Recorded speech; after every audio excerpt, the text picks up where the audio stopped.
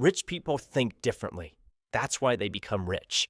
And this isn't just theoretical knowledge, it's science to prove that. In other words, rich people think in certain ways that actually change the structure of their brains, and that's the reason they become wealthy.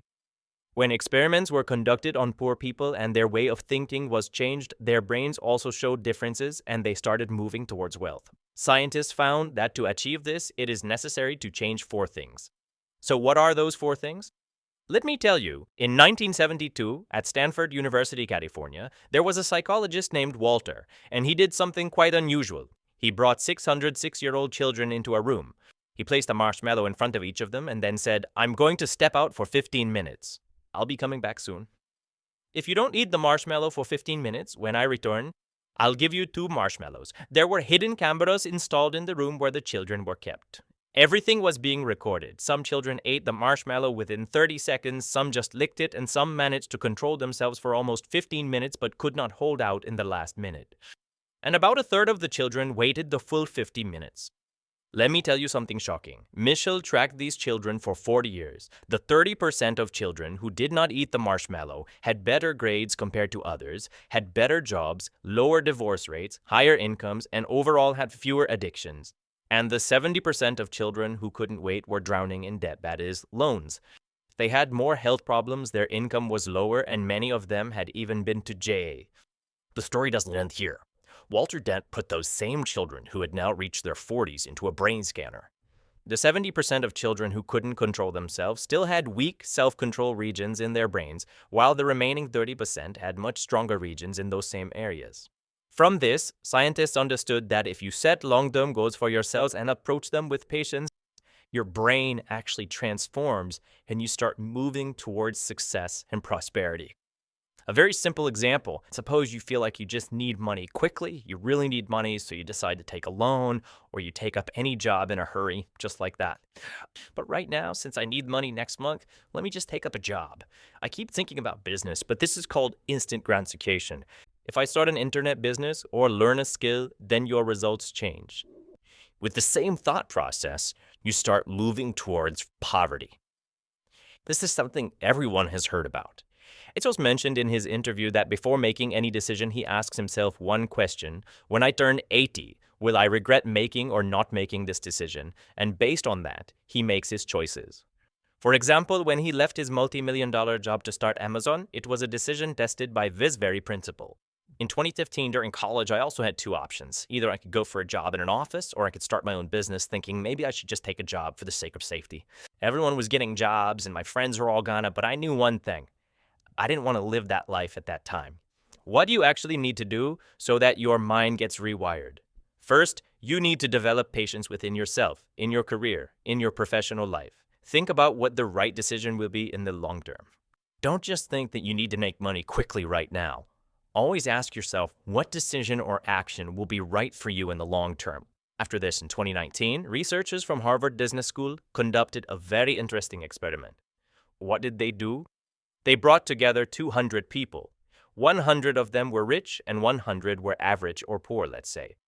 They put them all in identical rooms where they set up hidden cues related to making money, like putting up billboards that said things like "looking for freelancers." They deliberately sent in their own people and told the participants to go and share their problems or ask for help for themselves from others. They also placed books in the rooms that described different ways to make more money. After that, all these people were asked whether they had noticed any money-making opportunities. And the results were shocking. More than 70% of the rich people had noticed at least 2 opportunities, while only about 18% of the poor people were able to notice even 1 opportunity. When people's brains were scanned, it was found that in the case of rich people, the part of the brain responsible for this was active, whereas in struggling people, this part of the brain was either not active at all or was very minimally active. The reality is that at least 3 out of the talk, 85%, have this while struggling, not only 1. So practically what we need to do is wire our brain in such a way. You need to become an opportunity detector. Now, doing this doesn't mean you have to go crazy just to make money, or that you have to bottle yourself only on making money.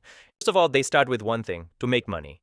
Now, that could be a job, it could be a business, it doesn't matter. The most important thing is that money starts coming in predictably. And once you have predictable income, then you start looking for more opportunities. For example, starting an internet business, freelancing, launching an agency, blogging, dropshipping, becoming a creator, anything is possible. And they start making money from there as well, and then they create another string of income, then they move forward. No rich person has ever made a mistake of starting 10 things at once. They didn't run around like a madman.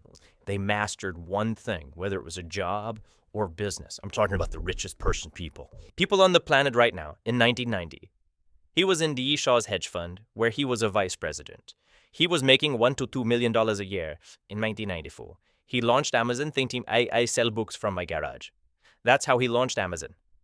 In 1998, Amazon expanded. They moved into music, then DVDs, and then into electronics as well. In 2000, they launched Amazon Marketplace, where they started taking a 15% commission. In 2000, they started Blue Origin, which is a space company.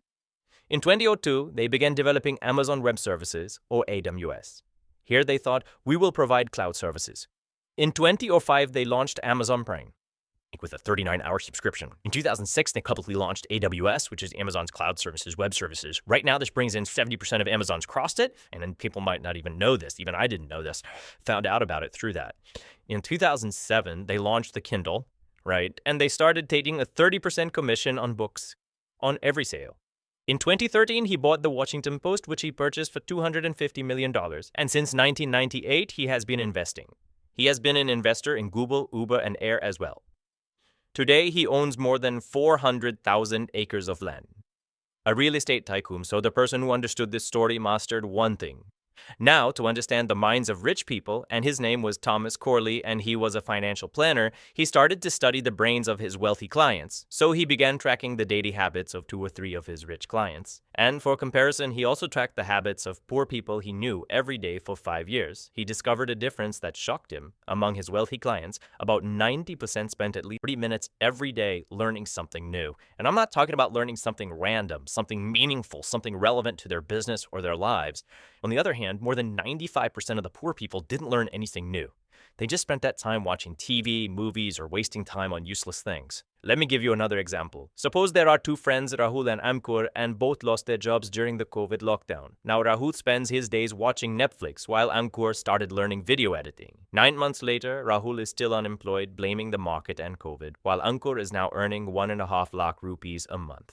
Both had 9 months and both had access to the internet. The same opportunity, but they made different choices, and that's why their results were different. Some people learn from YouTube. Where do you learn best? Some people want to build a business. You want to invest. You want to get fit. I'm not talking about random consumption. I'm talking about targeted learning. People misunderstand this. It's not about reading every day just to gain domain knowledge. It's about learning something that you can actually implement and then implementing it. Talking about that? No. Talking about increasing your own. So at that time, people were trying to understand the minds of the rich so much that even in London, in 2017, the London School of Economics did something really cool. They took 10,000 people from 5 countries, divided them into 2 groups, rich and poor, and asked everyone a simple question: why are you where you are? What did the poor people answer? The poor people said, the economy is down, my family situation was not good, there were no opportunities, the government is useless. What else did they say? I did not make the right decisions, I did not take responsibility for things. Both groups' brains were scanned. When researchers were meticulously scanning the brains of the poor, it was discovered that the specific part of the brain responsible for taking decisive action was not active at all. Instead, the part of the brain that is naturally fearful and tends to blame others was found to be highly active.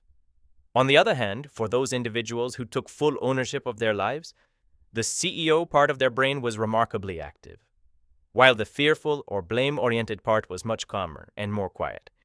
This clearly shows that if you consistently take ownership, your brain will undergo a powerful transformation. Let's talk about practical action. You need to write down your 5 biggest excuses that you use to justify not being rich, and then you have to flip them.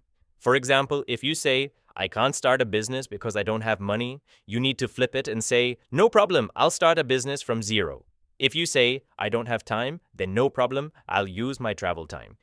If you say, I don't have connections, no problem, I'll make connections in online communities. If you say, I don't have skills, no problem, I'll learn on YouTube. Do this for 30 days and your mindset will actually change completely.